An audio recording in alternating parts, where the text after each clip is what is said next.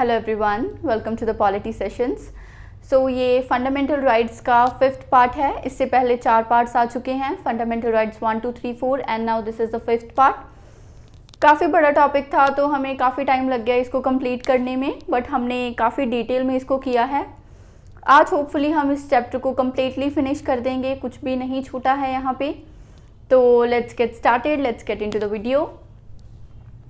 तो fundamental rights, इसके पहले कितने पार्ट्स आ चुके हैं? 4 पार्ट्स आ चुके हैं, जिसमें हमने बेसिकली क्या किया है, जिसमें हमने आर्टिकल 12 से लेकर आर्टिकल 35 तक बड़े ही डिटेल में एक एक चीज़ की है ना। आर्टिकल 12 हमें क्या बताता था? आर्टिकल 12 हमें देता था डेफिनेशन स्टेट की, कि स्टेट की डेफिनेशन क्या है।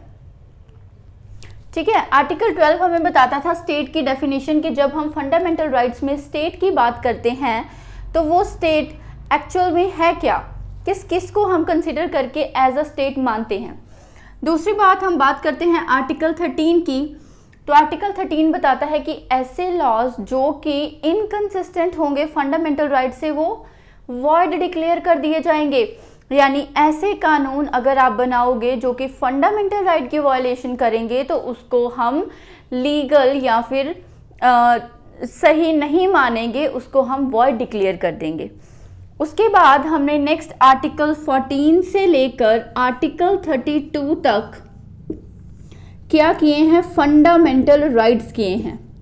तो कितने फंडामेंटल राइट्स आते हैं टोटल? आर्टिकल 14 से लेकर 32 तक टोटल 7 फंडामेंटल राइट्स थे ओरिजिनल कॉन्स्टिट्यूशन में। आज की डेट में टोटल इसमें आते हैं 6 फंडामेंटल राइट्स। और वो 6 कौन कौन से थे? राइट टू इक्वालिटी आर्टिकल 14 से लेकर आर्टिकल 18 तक, राइट टू फ्रीडम आर्टिकल 19 से लेकर आर्टिकल 22 तक, राइट अगेंस्ट एक्सप्लॉयटेशन 23, 24, ठीक है। Then right to freedom of religion 25, 26, 27, 28, cultural and educational rights 29, 30, right to property. Right to property जो था उसको हमने रिपील कर दिया था। तो जो हमारा 6th फंडामेंटल राइट था, राइट टू प्रॉपर्टी, ये रिपील कर दिया गया था। कौन सी अमेंडमेंट के द्वारा? 44th कॉन्स्टिट्यूशनल अमेंडमेंट एक्ट 1978 में इसको हटा दिया गया था और इसको क्या बना दिया गया था? इसको लीगल राइट बना दिया गया था। कौन से आर्टिकल के अंडर? आर्टिकल 300A के अंडर। यानी पहले वो फंडामेंटल राइट था, पहले अगर इसकी वायलेशन होती थी तो आप सीधा सुप्रीम कोर्ट जा सकते थे, है ना। बट अब ये क्या है? अब ये लीगल राइट है, तो इसकी वायलेशन पर आप सीधा सुप्रीम कोर्ट नहीं जा सकते, आपको हाई कोर्ट जाना पड़ेगा। ओके, सो ये जो था हमारा 6 फंडामेंटल राइट था, बट इसको रिपील कर दिया गया था। कौन सी अमेंडमेंट के द्वारा? 44th कॉन्स्टिट्यूशनल अमेंडमेंट के द्वारा। तो अब हमारा जो 6 फंडामेंटल राइट है वो है राइट टू कॉन्स्टिट्यूशनल रेमेडीज। सो हमने अब तक 31 तक हमने सभी आर्टिकल्स कवर कर लिए थे। नाउ अब करते हैं next article, article 32 sorry, right to constitutional remedies. So start करते हैं हम आज। इससे पहले हमने जो प्रीवियस वीडियोस आई हैं वहाँ पे हमने सब ये कवर कर लिया। इस क्लास में हम आगे कवर करेंगे, आगे स्टार्ट करेंगे। सो नेक्स्ट आता है right to constitutional remedies, article 32।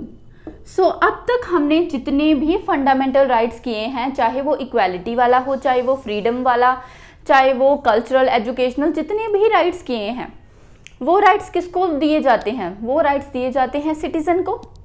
मैं एक सिटीजन हूँ, मुझे वो राइट्स मिलेंगे।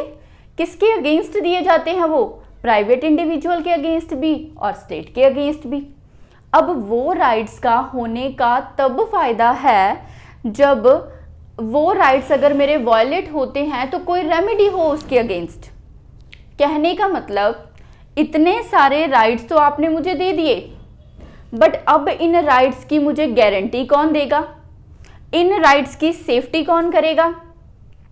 तभी ये राइट्स होने का मेरे पास फायदा है, अगर मेरे ये राइट की कोई गारंटी दे रहा है।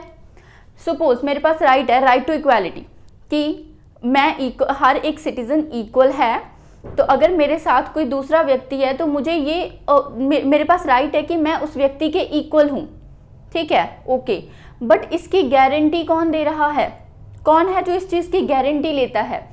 तो वो चीज़ हमें दी हुई है आर्टिकल 32 में कि इस चीज़ की गारंटी देगा सुप्रीम कोर्ट।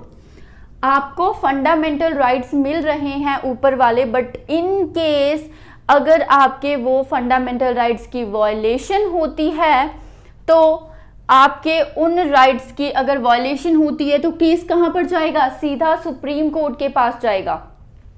आपके फंडामेंटल राइट की प्रोटेक्शन कौन कर रहा है? सुप्रीम कोर्ट कर रहा है, and that itself is a fundamental right. Be very careful, be very focused. आपके फंडामेंटल राइट्स की प्रोटेक्शन कर रहा है supreme court, and that itself is a fundamental right. So what does exactly article 32 से? Article 32 बोलता क्या है कि प्रोटेक्शन ऑफ फंडामेंटल राइट्स। कौन से फंडामेंटल राइट? जो हमने अब तक 14 से लेकर 30 तक किए हैं। इक्वालिटी, फ्रीडम, एक्सप्लॉयटेशन के अगेंस्ट, रिलीजन, कल्चरल एजुकेशन, जितने भी हमने ये फंडामेंटल राइट किए हैं उनकी प्रोटेक्शन करना, ठीक है, उनको बचा के रखना, उनको सेव करके रखना, उनको प्रोटेक्ट करके रखना। So protection of that fundamental right is itself a fundamental right. वो खुद में अपने आप में एक फंडामेंटल राइट है। तो ये चीज कौन इंश्योर करता है? ये इंश्योर करता है आर्टिकल 32। तो आर्टिकल 32 क्या बोलता है कि अगर आपका फंडामेंटल राइट वायलेट होता है तो कॉन्स्टिट्यूशन आपको रेमेडी देगा। कॉन्स्टिट्यूशन में क्या रेमेडी है? उसके लिए रेमेडी ये है कि आप सीधा जाइए सुप्रीम कोर्ट के पास और सुप्रीम कोर्ट आपका जो केस है वो सुनेगा, हियर करेगा। So that comes in the original jurisdiction of the Supreme court. सीधा केस कहां पर जाएगा? सुप्रीम कोर्ट के पास जाएगा। तो उसको क्या बोलते हैं? Original jurisdiction of supreme court. Fine. So article 32 क्या बोलता है कि protection of fundamental right is itself a fundamental right. यानी अगर आपका फंडामेंटल राइट वायलेट होता है तो आप कहां पर जा सकते हैं? आप जा सकते हैं सुप्रीम कोर्ट के पास, और यही आता है हमारे आर्टिकल 32 में, राइट टू कॉन्स्टिट्यूशनल रेमेडीज। सो इसीलिए डॉक्टर B.R. अम्बेडकर क्या बोलते हैं इस आर्टिकल को? Doctor B.R. अम्बेडकर बोलते हैं कि जो आर्टिकल 32 है वो heart and soul of constitution है। Heart and soul of constitution ऐसा बोला जाता है डॉक्टर B.R. अम्बेडकर के द्वारा। यानी ऑब्वियस सी बात है कि फंडामेंटल राइट्स एक सिटीजन को देना एक बहुत ही इंपॉर्टेंट बात है, ठीक है। आपका कॉन्स्टिट्यूशन अगर एज अ सिटीजन आपको कोई राइट दे रहा है, कोई हक दे रहा है, so this is the most important provision of the constitution. अब अब वो फंडामेंटल राइट्स आपको मिल रहे हैं, ठीक है, इसमें कोई प्रॉब्लम नहीं है। बट अगर उनकी वायलेशन हो रही है तो कोई ऐसी चीज़ होनी चाहिए जो कि उनकी वायलेशन ना होने दे, जो कि गारंटी दे कि जो फंडामेंटल राइट्स आपको मिले हैं वो आपको मिलते रहेंगे, उस चीज़ की गारंटी दे। तो ऐसी गारंटी हमें सुप्रीम कोर्ट देता है आर्टिकल 32 के अंडर, और ये भी फंडामेंटल राइट है हमारा कि हमारे फंडामेंटल राइट को बचा के रखना, उनकी गारंटी देना, वो भी हमारा एक राइट है, वो भी हमारा हक है, और वो इंश्योर करता है आर्टिकल 32। इसीलिए डॉक्टर B.R. अम्बेडकर इसको क्या बोलते हैं? Heart and soul of the constitution. कि आर्टिकल 32 क्या है? Heart and soul of the constitution है। अब ये जो बात की जाए कॉन्स्टिट्यूशनल रेमेडीज की, कि अगर आपका फंडामेंटल राइट वायलेट हुआ है तो आप कहां पर जा सकते हो? आप सुप्रीम कोर्ट के पास जा सकते हो। कौन सा आर्टिकल यूज करके? आर्टिकल 32 यूज करके। मेरे फंडामेंटल राइट की वायलेशन हुई है, मैं तो सुप्रीम कोर्ट जाकर केस करूंगा। कैसे केस करोगे? कौन आपको हक दे रहा है? मुझे आर्टिकल 32 राइट दे रहा है। आर्टिकल 32 की हेल्प से मैं सीधा सुप्रीम कोर्ट जाके केस कर सकती हूँ। क्या मैं कोई और कोर्ट में जा सकती हूँ? तो यस, मेरे पास ऑप्शन है, मैं हाई कोर्ट में भी जा सकती हूँ। क्या हाई कोर्ट भी आप आर्टिकल 32 की मदद से जाओगे? नहीं, इसकी प्रोविजन दी हुई है आर्टिकल 226 में। आर्टिकल 226 में ये लिखा हुआ है कि अगर आपका फंडामेंटल राइट वायलेट हुआ है तो आप हाई कोर्ट आइए। आर्टिकल 32 में लिखा हुआ है कि अगर आपका फंडामेंटल राइट वायलेट हुआ है तो आप सुप्रीम कोर्ट जाइए। मतलब मेरे पास तो दो ऑप्शन हो गए, मैं हाई कोर्ट भी जा सकती हूँ, मैं सुप्रीम कोर्ट भी जा सकती हूँ। क्या मैं किसी और कोर्ट में जा सकती हूँ? तो इसका आंसर है नो। ये फंडामेंटल राइट के वायलेशन पर मैं सिर्फ हाई कोर्ट और सुप्रीम कोर्ट जा सकती हूँ, मेरे पास और कोई भी ऑप्शन नहीं है और कोई भी कोर्ट मुझे इसकी गारंटी नहीं देता। ठीक है, तो क्या इन फ्यूचर मैम कभी भी पॉसिबल नहीं है, किसी और कोर्ट के पास कभी भी ये पावर नहीं आ सकती? तो इसका आंसर है ऑफ कोर्स आ सकती है। पार्लियामेंट जो है, Parliament is empowered to do that. Parliament के पास ये पावर है कि वो किसी भी और कोर्ट को ये जो पावर है ये दे सकती है। So parliament is empowered to confer the power of enforcement of fundamental right to any other court, तो इसका मतलब अभी तक आज के डेट में देखा जाए तो अगर मेरा एक ये पर्सन है तो इसका अगर फंडामेंटल राइट वायलेट हुआ तो आज की डेट में तो इसके पास दो ही ऑप्शन है, 32 ले, सुप्रीम कोर्ट जाए, 226 के यूज करे और हाई कोर्ट जाए।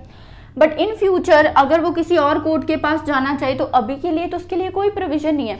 बट हाँ, पार्लियामेंट के पास ये पावर है कि वो ये पावर किसी दूसरे कोर्ट को भी दे सकती है कि किसी दूसरे कोर्ट को, मान लीजिए कि डिस्ट्रिक्ट कोर्ट को भी इन फ्यूचर पार्लियामेंट कोई लॉ पास कर दे, कोई एक्ट पास कर दे और बोल दे कल को कि डिस्ट्रिक्ट कोर्ट के पास भी अब पावर है, डिस्ट्रिक्ट कोर्ट भी अब फंडामेंटल राइट के केसेस को हियर करेगा, तो वो कर सकता है। तो इसका मतलब भारत में हाई कोर्ट और सुप्रीम कोर्ट के अलावा दूसरे कोर्ट के पास भी ये पावर दी जा सकती है। बट देगा कौन?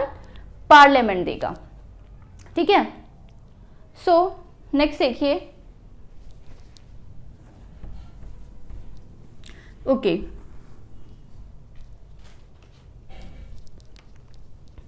अब हम सुप्रीम कोर्ट जा सकते हैं तो यहां पर बात करते हैं। ठीक है, हम सुप्रीम कोर्ट जा सकते हैं आर्टिकल 32 में। क्या ये हमेशा ही पॉसिबल है?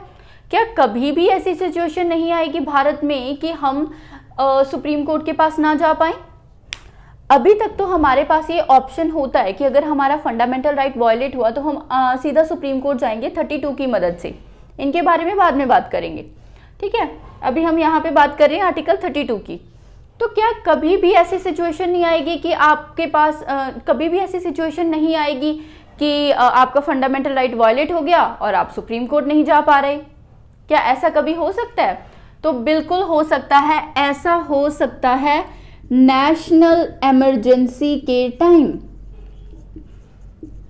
ठीक है, और ऐसा बोलता है आर्टिकल 359। आर्टिकल 359 ये बोलता है कि अगर आपके देश में नेशनल इमरजेंसी लगी है किसी भी कारण से, चाहे वो वॉर के कारण, चाहे वो एक्सटर्नल रीजन के कारण, चाहे वो आर्म्ड रिबेलियन यानी इंटरनल रीजन के कारण, किसी भी कारण से अगर आपके देश में नेशनल इमरजेंसी लगी है तो आपकी जो कोर्ट जाने की जो प्रोविजन है यानी right to move to the court, ये सस्पेंड की जा सकती है। और कौन सस्पेंड करेगा? प्रेसिडेंट। यानी during the national emergency president can suspend the right to move the court. तो आपका ये जो राइट है आर्टिकल 32 कि अगर आपका फंडामेंटल राइट की ब्रीच हुई तो आप सीधा सुप्रीम कोर्ट जा सकते हो। आर्टिकल 359 बोलता है कि ये जो प्रोविजन है ये प्रेसिडेंट के द्वारा सस्पेंड की जा सकती है। कब की जा सकती है?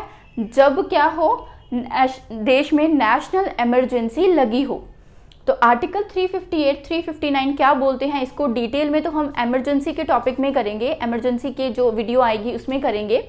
बट अभी के लिए आर्टिकल 359 क्या बोलता है कि जो आपका राइट है, right to move to the Supreme Court in case of violation of fundamental right, आपका सुप्रीम कोर्ट जाने का जो राइट है जब आपके फंडामेंटल राइट की वायलेशन होती है, तो उस प्रोविजन को सस्पेंड किया जा सकता है प्रेसिडेंट के द्वारा जब देश में नेशनल इमरजेंसी लगी हो। तो इसका मतलब क्या मैम इस पे कोई कंडीशन है, तो बिल्कुल इस पे कंडीशन आती है, जब देश में नेशनल इमरजेंसी लगी हो तब आपके फंडामेंटल राइट जो हैं वो सस्पेंड किए जा सकते हैं। सो आई होप आपको यहाँ तक समझ आ गया होगा कि राइट टू कॉन्स्टिट्यूशनल रेमेडीज क्या है। हमने बहुत सारी वीडियोस में इससे पहले भी इस चीज़ को डिस्कस किया है, बट आज थोड़ा डिटेल में कर लिया। सो अब मैम ठीक है, हम तो सुप्रीम कोर्ट के पास चले गए, ठीक है, हम तो सुप्रीम कोर्ट के पास अपना केस लेकर चले गए कि हमारा फंडामेंटल राइट वायलेट हुआ है, आप कुछ कीजिए। तो सुप्रीम कोर्ट आगे क्या है, डिफेंडर है और गारंटर है फंडामेंटल राइट्स का, है ना। कौन, अगर आपको पेपर में पूछे कौन है गारंटर और defender of fundamental right, supreme court, guarantor and defender of fundamental rights.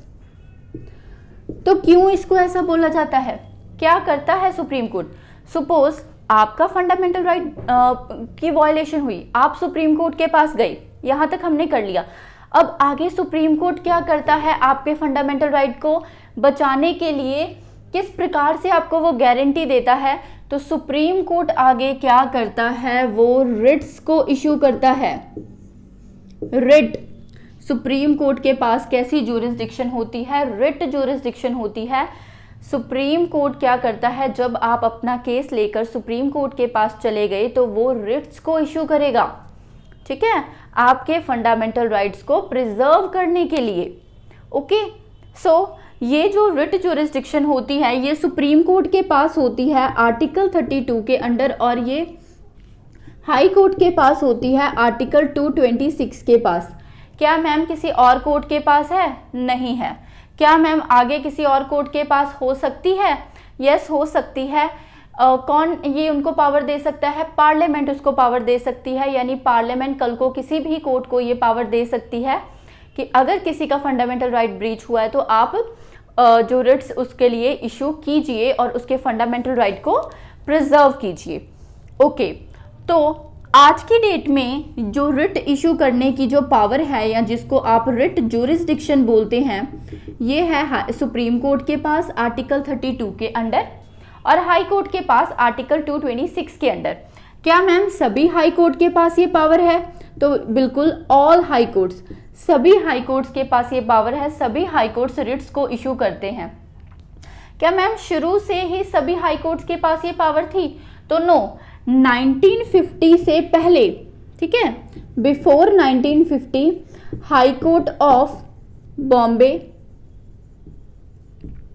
Calcutta and Madras, ये तीन ही हाई कोर्ट थे जिसके पास ये पावर थी रिट्स को इशू करने की। बट 1950 के बाद जब हमारा कॉन्स्टिट्यूशन इन फोर्स हो गया था, अडॉप्ट हो गया था, लागू हो गया था, तो उसके बाद सभी हाई कोर्ट्स के पास ये जो पावर आ गई थी, कौन सी वाली, रिट्स को इशू करने की, ठीक है। नाउ आगे देखते हैं, नेक्स्ट इससे अगर मूव करें तो अब रिट ज्यूरिसडिक्शन अगर देखा जाए तो सुप्रीम कोर्ट के पास भी है रिट ज्यूरिसडिक्शन और हाई कोर्ट के पास भी है रिट ज्यूरिसडिक्शन। तो इसमें हल्का सा डिफरेंस देख लेते हैं कि इन दोनों के रिट ज्यूरिसडिक्शन में डिफरेंस क्या है। देखिए, अब ये एक व्यक्ति है जिसके फंडामेंटल राइट्स वायलेट हुए हैं, इसके पास दो ऑप्शन है कि वो सुप्रीम कोर्ट भी जा सकता है, वो हाई कोर्ट के पास भी जा सकता है।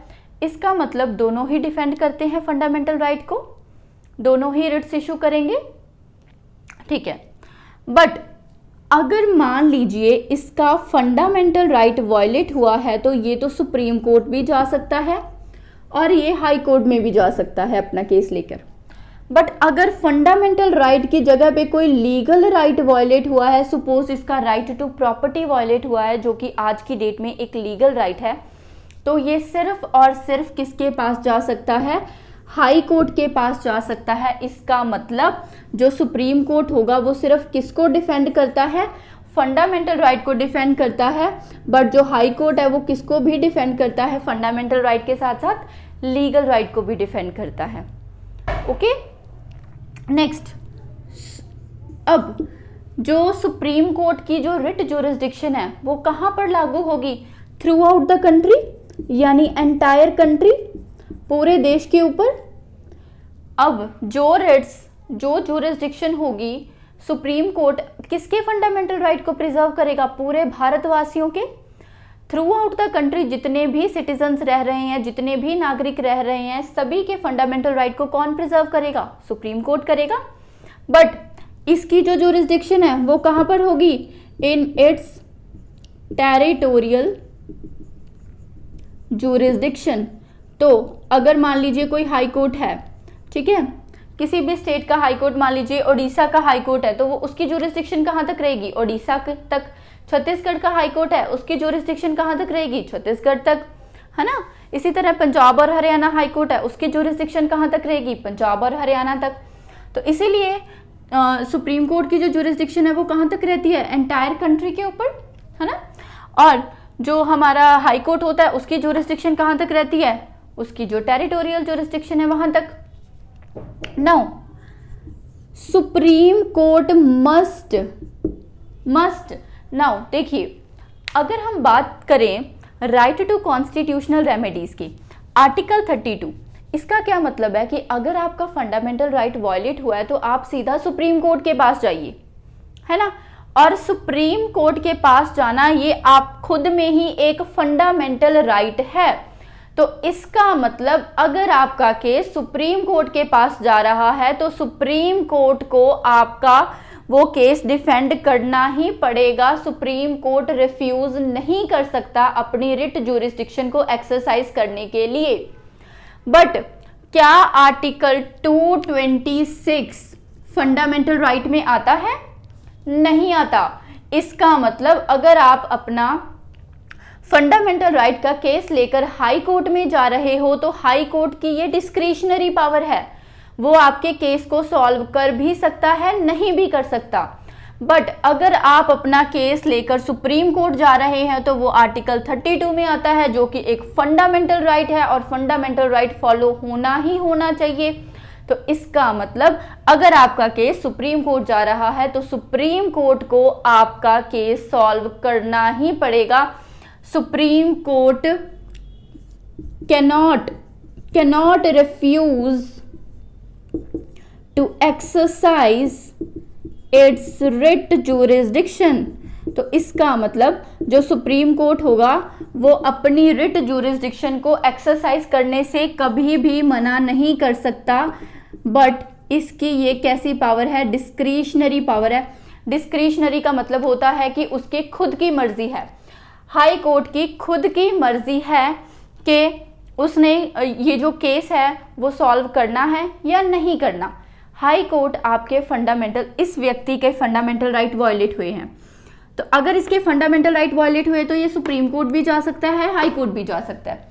बट इसके अगर लीगल राइट वायलेट हुए तो इसको सिर्फ हाई कोर्ट जाना पड़ेगा। इसका मतलब जो सुप्रीम कोर्ट है ये सिर्फ फंडामेंटल राइट को डिफेंड करता है, हाई कोर्ट फंडामेंटल राइट और लीगल राइट दोनों को डिफेंड करता है।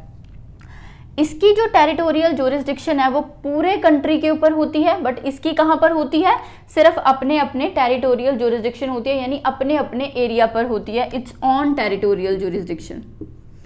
नेक्स्ट, अब सुप्रीम कोर्ट आपके जो केस है, जो हाई कोर्ट है, अगर आप अपना फंडामेंटल राइट का केस लेकर हाई कोर्ट जा रहे हो तो वो रिफ्यूज कर सकता है, क्योंकि वो आता है आर्टिकल 226 में, जो कि फंडामेंटल राइट नहीं है। बट अगर आप अपना केस लेकर सुप्रीम कोर्ट जाते हो तो वो आता है आर्टिकल 32 में, और सुप्रीम कोर्ट को आपका केस लेना ही पड़ेगा बिकॉज वो एक फंडामेंटल राइट है। सो एक बार इसका आप स्क्रीनशॉट ले लीजिए।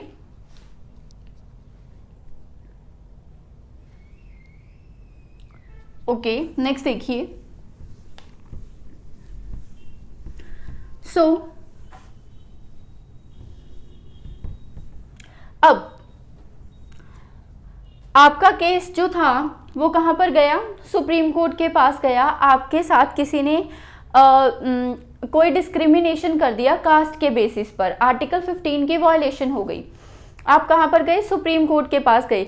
सुप्रीम कोर्ट क्या करता है, रिट्स इशू करता है। कौन कौन सी मैम रिट्स क्या होती हैं, कौन कौन सी होती हैं, कैसे कैसे इशू करते हैं, तो देखिए इसको।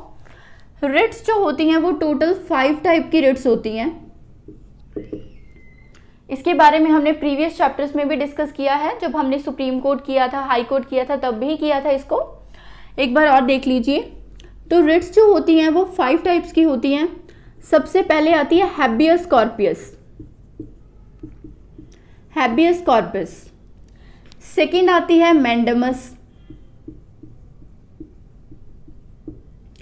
थर्ड आती है प्रोहिबिशन। फोर्थ आती है सर्टियोरारी एंड लास्ट आती है क्यो वारंटो।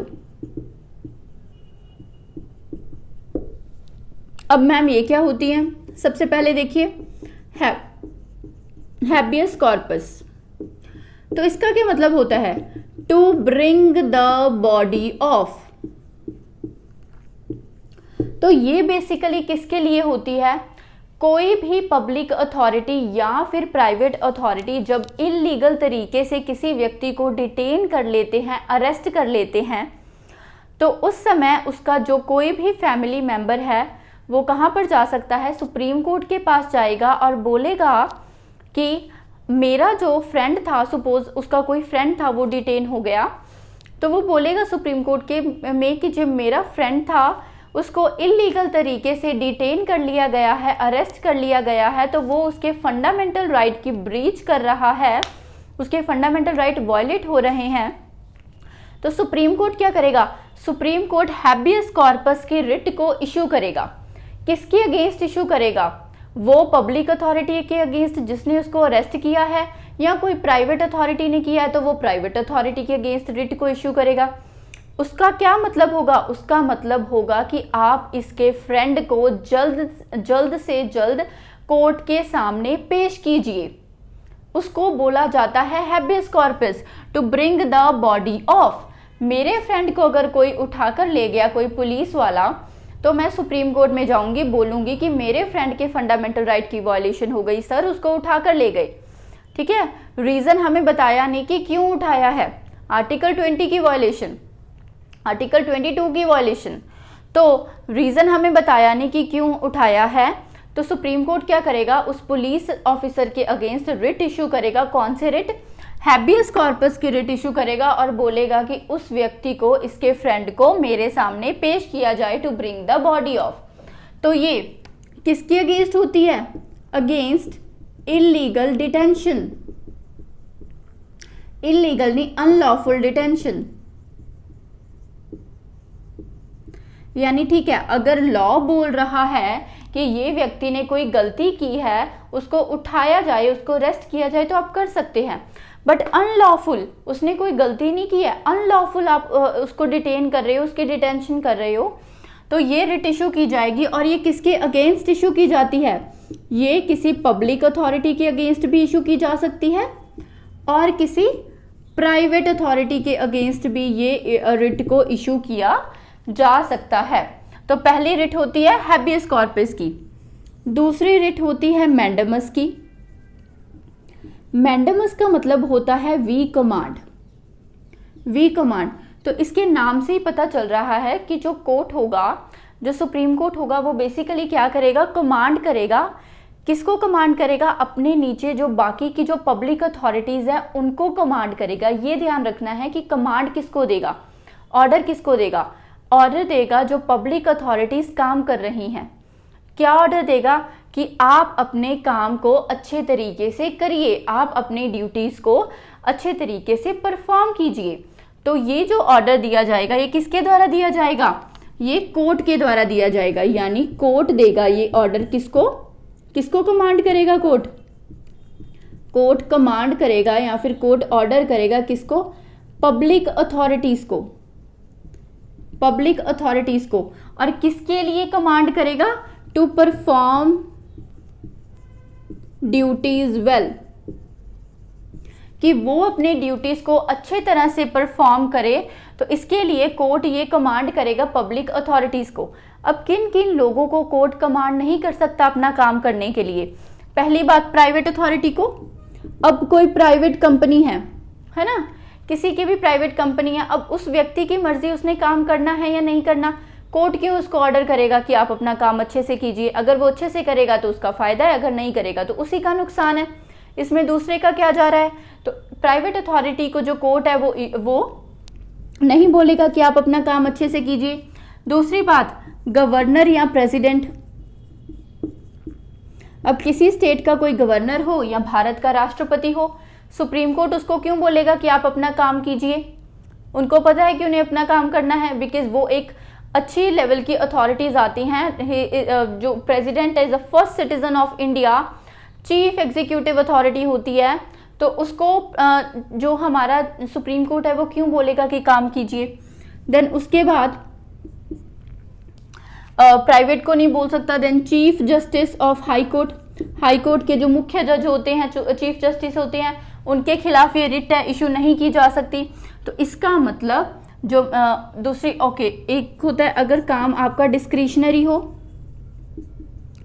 कि आपकी मर्जी हो, नॉट मैंडेटरी, कि आपने अगर कोई काम करना है तो वो मैंडेटरी नहीं है, वो डिस्क्रिशनरी है, कर भी सकते हो और नहीं भी कर सकते। तो उसके लिए सुप्रीम कोर्ट क्यों रिट इशू करेगा कि कीजिए ही कीजिए, करो ही करो ये काम? वो कॉन्ट्रैक्ट में पहले ही लिखा हुआ है कि ये काम डिस्क्रिशनरी है, मर्जी है उस व्यक्ति की करना ना करना।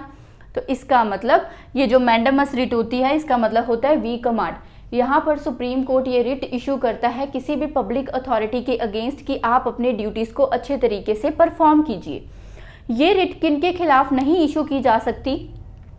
प्राइवेट अथॉरिटी के खिलाफ नहीं इशू की जा सकती, गवर्नर और प्रेसिडेंट इनके खिलाफ नहीं की जा सकती, chief justice of high court के खिलाफ नहीं की जा सकती। देन ऐसे काम के खिलाफ नहीं की जा सकती जो पहले से ही डिस्क्रिशनरी है, जिनकी मर्जी है कि वो काम करना है नहीं करना। तो सुप्रीम कोर्ट उनके रिट इशू करके क्यों बोलेगा कि आप ये काम करो ही करो? ओके,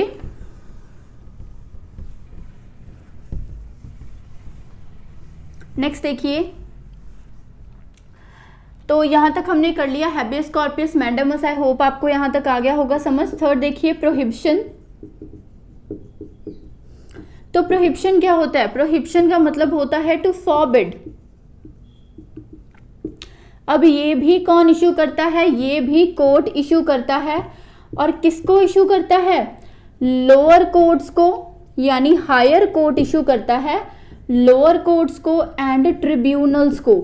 तो इसका क्या मतलब है कि ये इशू की जाती है। प्रोहिबिशन का मतलब होता है, देखिए प्रोहिबिशन का साफ साफ हमें मतलब पता चल रहा है, टू फॉरबिड, यानी मना कर देना, रोक देना। जब हायर कोर्ट को ऐसा लगता है कि उसका जो लोअर कोर्ट है वो काम कर रहा है अपनी ज्यूरिसडिक्शन से ज़्यादा, जितनी उसके पास पावर है, जितनी उसकी ज्यूरिसडिक्शन है, वहाँ से बाहर निकलकर, अपनी ज्यूरिसडिक्शन से बाहर निकलकर कोई दूसरे केसेस को सॉल्व कर रहा है जो उसकी पावर में आते ही नहीं है। तो अगर हाई कोर्ट को ऐसा लगता है या हायर कोर्ट को या सुप्रीम कोर्ट को ऐसा लगता है, तो सुप्रीम कोर्ट क्या कर सकता है?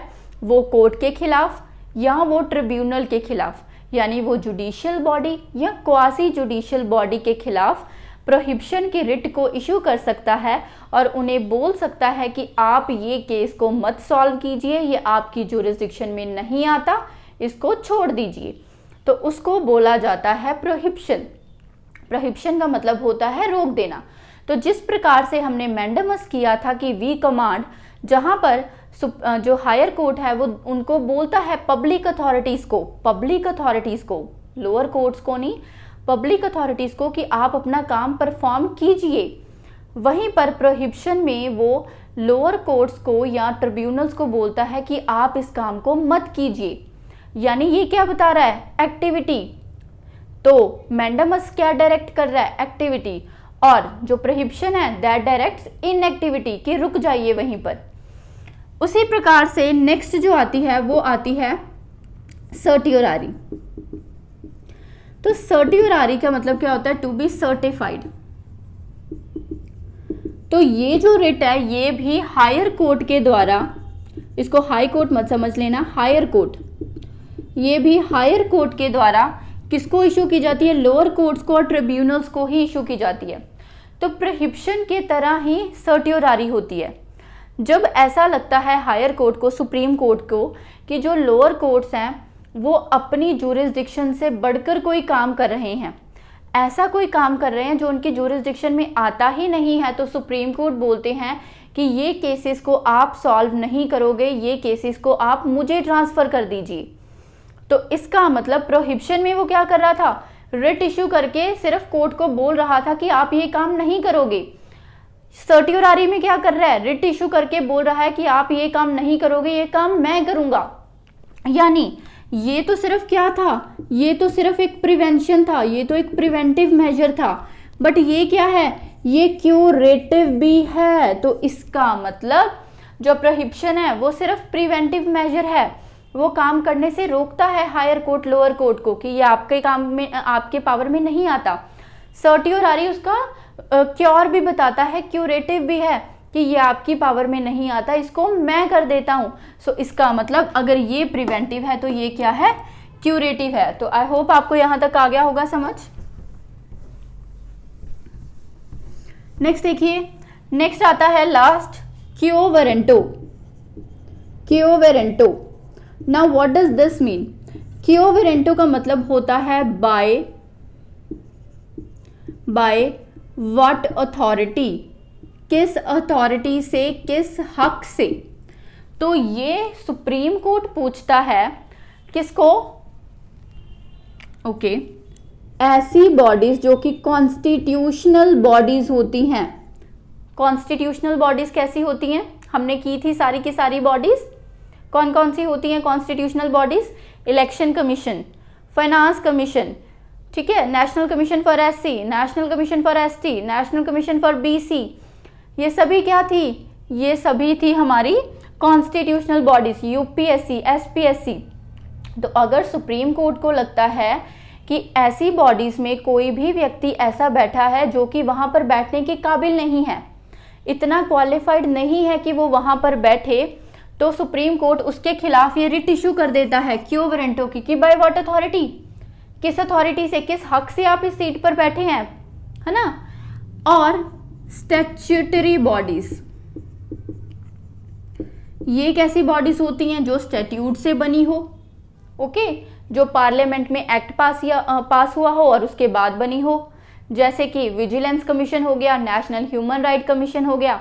ये सब बॉडीज कब बनी थी? जब क्या हुआ था? स्टैट्यूटरी बॉडी, जब पार्लियामेंट में एक्ट पास हुआ था।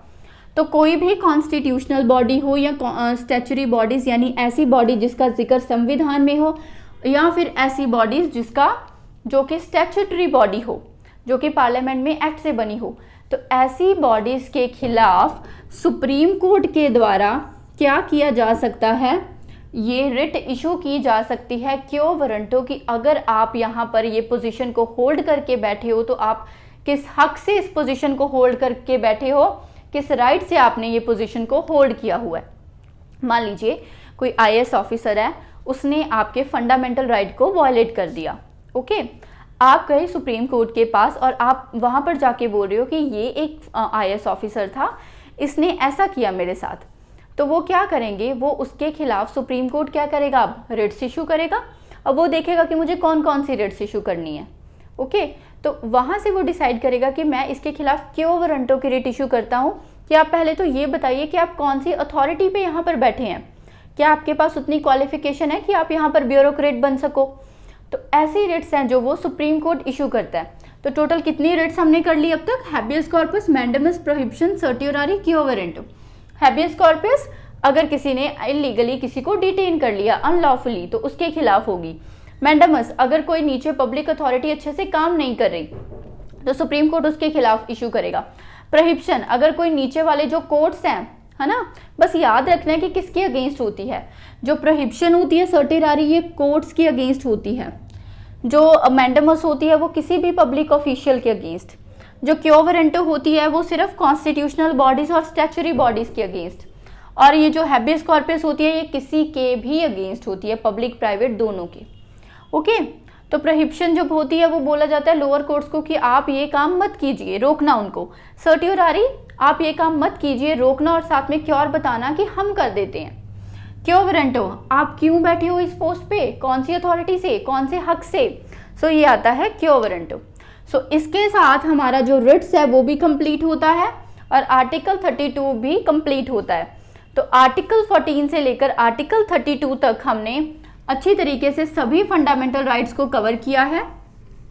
33, 34, 35 हमने फर्स्ट लेक्चर में ही कवर कर लिए थे, जाकर सबसे पहले उसको देखिए अगर नहीं देखा।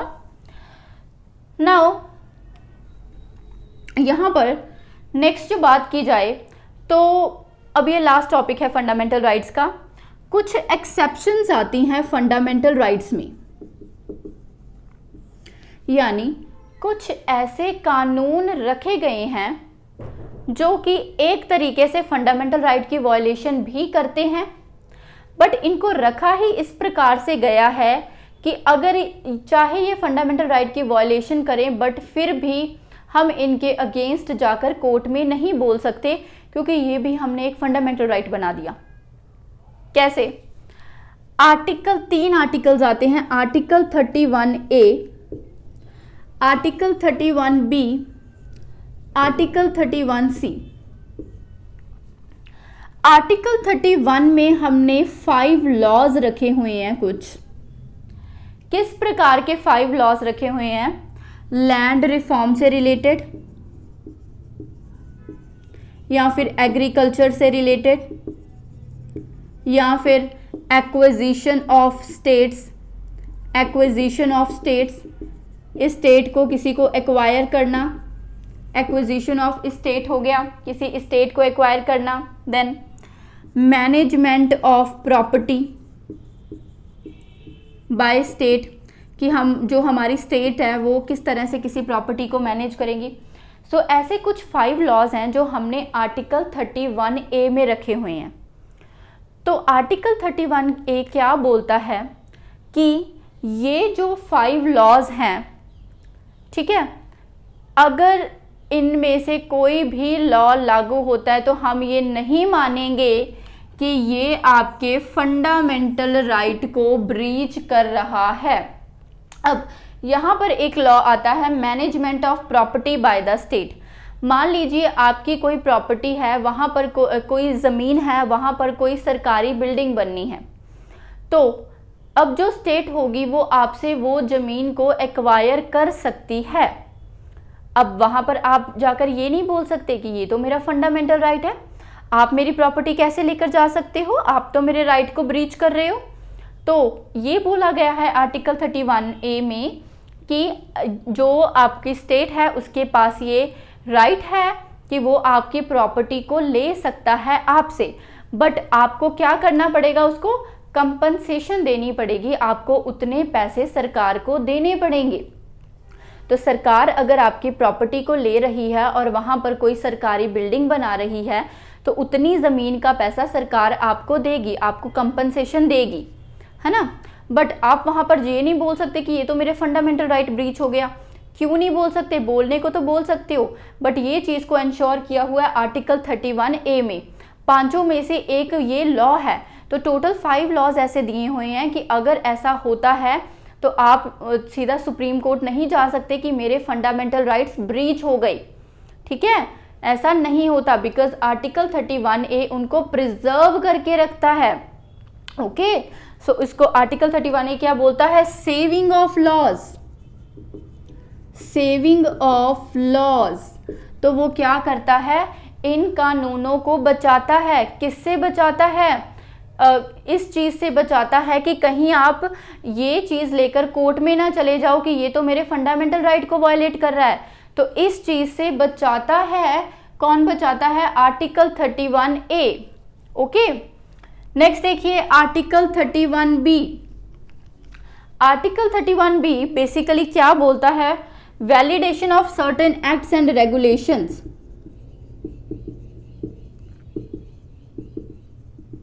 Validation of certain acts and regulation. तो कुछ एक्ट्स ऐसे हैं और कुछ रेगुलेशंस ऐसी हैं जो कि कहाँ पर रखी जाए, जो कि वैलिड की जाए।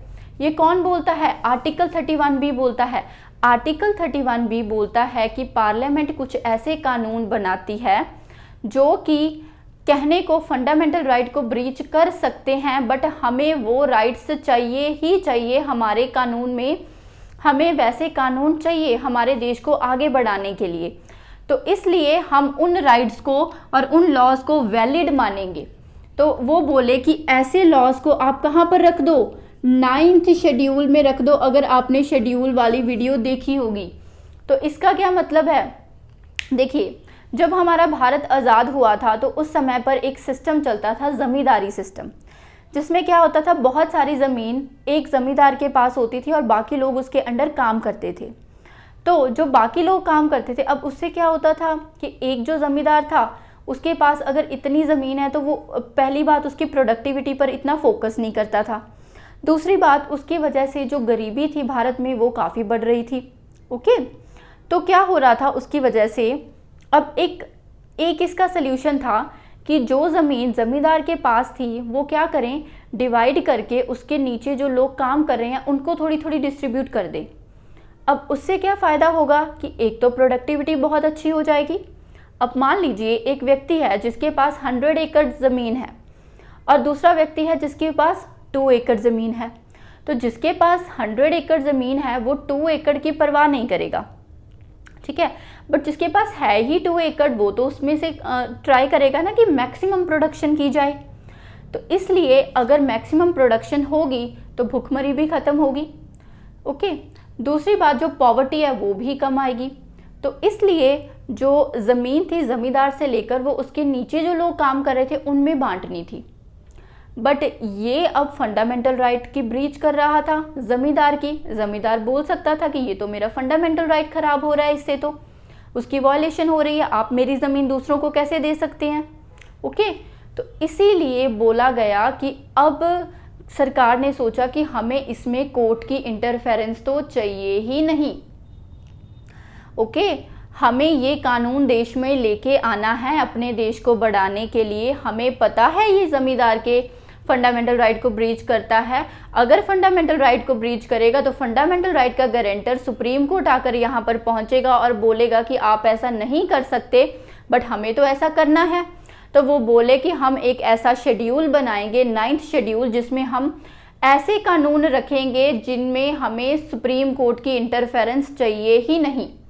तो उन्होंने क्या किया, 9th शेड्यूल बना दिया और वहाँ पर कुछ कानून रखने शुरू कर दिए और बोल दिया कि ये जुडिशियल रिव्यू के बाहर आता है, सुप्रीम कोर्ट की इसमें कोई भी इंटरफेरेंस नहीं होगी, चाहे ये किसी के फंडामेंटल राइट ब्रीच करे, चाहे कुछ भी हो।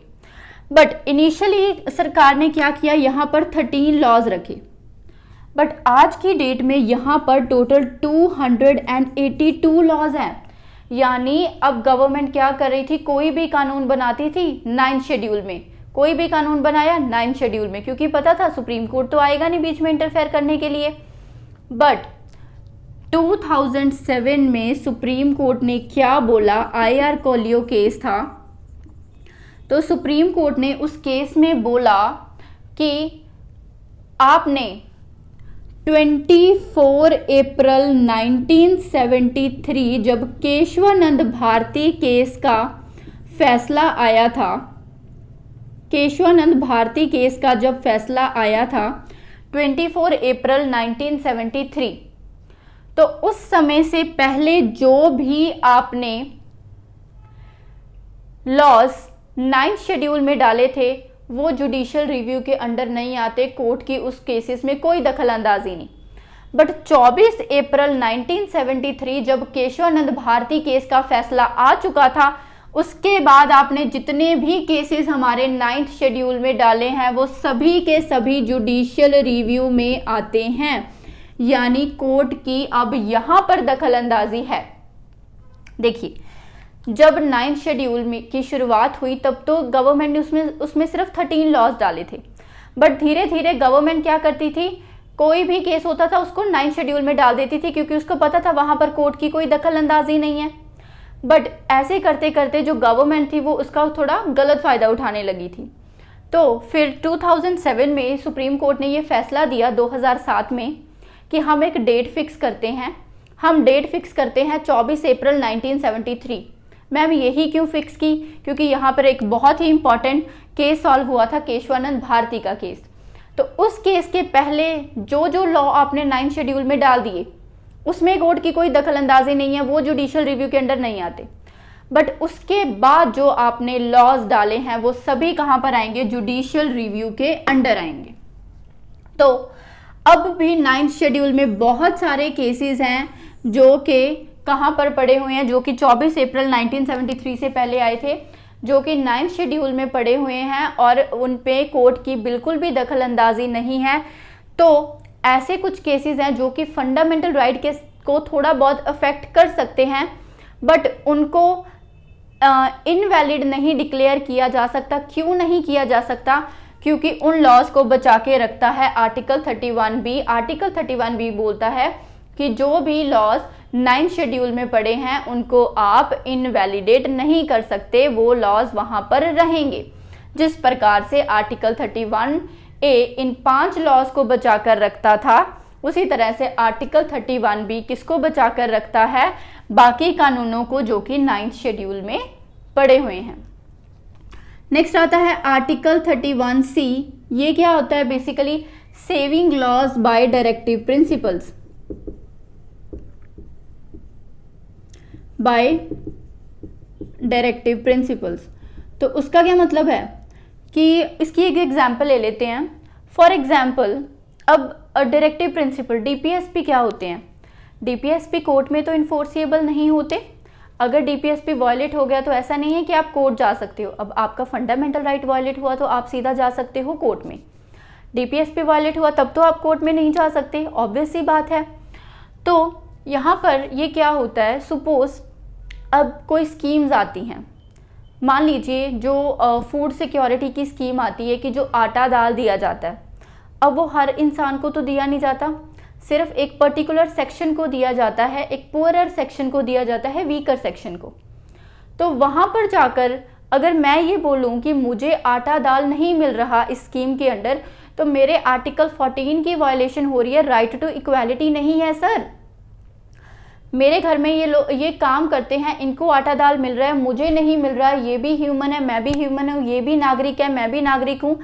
आर्टिकल 14 बोलता है कि आप दोनों इक्वल हो, तो कहाँ पर गई इक्वालिटी? इसको मिल रहा है, मुझे क्यों नहीं? ठीक है, इसको आप आटा दाल दे रहे हो, मुझे क्यों नहीं दे रहे हो स्कीम के अंडर? तो यहाँ पर आते हैं डीपीएसपी का एक आर्टिकल है 39B जो बोलता है कि आप इक्वल हो अगर आपके सर्कमस्टांसेस इक्वल हैं। क्या आप मेरे और उसके काम वाली के सर्कमस्टांसेस इक्वल हैं? क्या मेरे और मेड के जो सर्कमस्टांसेस हैं वो इक्वल हैं?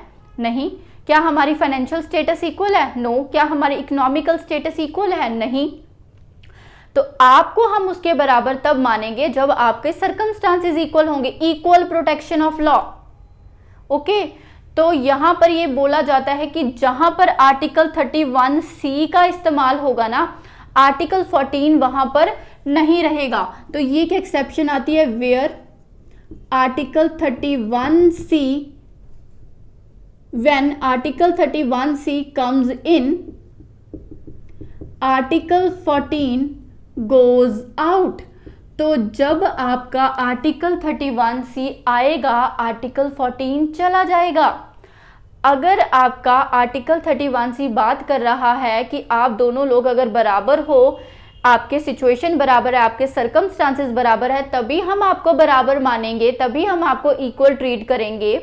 और दूसरी बात, अगर आर्टिकल 14 आ रहा है कि आप कानून के सामने दोनों बिल्कुल बराबर हो, तो अगर आपको डिसाइड करना पड़ रहा है कि हम आर्टिकल 14 को माने या आर्टिकल 31C को माने, है ना, आपको डिसाइड करना पड़ रहा है कि मुझे भी आटा दाल देना है और उसे भी देना है, क्योंकि आर्टिकल 14 बोलता है। आर्टिकल 39 भी बोलता है कि क्या इन दोनों की सिचुएशन डिफरेंट है, सेम है? नहीं है, डिफरेंट है, तो उसको मिलेगा, मुझे नहीं मिलेगा। तो अब कंफ्यूजन होगी कि आर्टिकल 14 माने या आर्टिकल 39 भी माने। तो वहां पर तो ये कंफ्यूजन को दूर कौन करता है? ये कंफ्यूजन को दूर करता है आर्टिकल 31C। आर्टिकल 31C बोलता है कि जब आर्टिकल 14 और 31C के बीच में आप कंफ्यूज हो, 39 के बीच में या डायरेक्टिव प्रिंसिपल के बीच में, या 14 के बीच में आप कंफ्यूज हो तो आप किसको मानोगे, डायरेक्टिव प्रिंसिपल को मानोगे, 39B को मानोगे। तो वहां पर सुना जाता है कि जहां पर आर्टिकल 31C आया वहां पर 14 चला जाएगा। तो ये कुछ एक्सेप्शंस थी फंडामेंटल राइट की। आर्टिकल 31A कुछ 5 लॉज को प्रोटेक्ट करता है। आर्टिकल 31B 9th शेड्यूल में जो लॉज पड़े हैं उनको प्रोटेक्ट करता है। और आर्टिकल 31C क्या प्रोटेक्ट करता है, DPSP के अंडर जो लॉज बनाए जाते हैं उसको प्रोटेक्ट करता है। इसके साथ फाइनली हमारा फंडामेंटल राइट का one of the most lengthiest chapter जो है वो फिनिश होता है। यहीं पे हम इस सीरीज़ को कंप्लीट करते हैं, इसको फिनिश करते हैं। आई होप आपको समझ आया होगा। हमने बहुत अच्छे से बहुत डिटेल में इसको 5 पार्ट्स में डिवाइड किया है। प्लीज़ जाकर 5 पार्ट्स को ज़रूर देखिए क्योंकि बहुत इंपॉर्टेंट टॉपिक है, काफ़ी क्वेश्चंस यहाँ से आ जाते हैं। सो आई होप आपको समझ आया होगा। Thank you so much.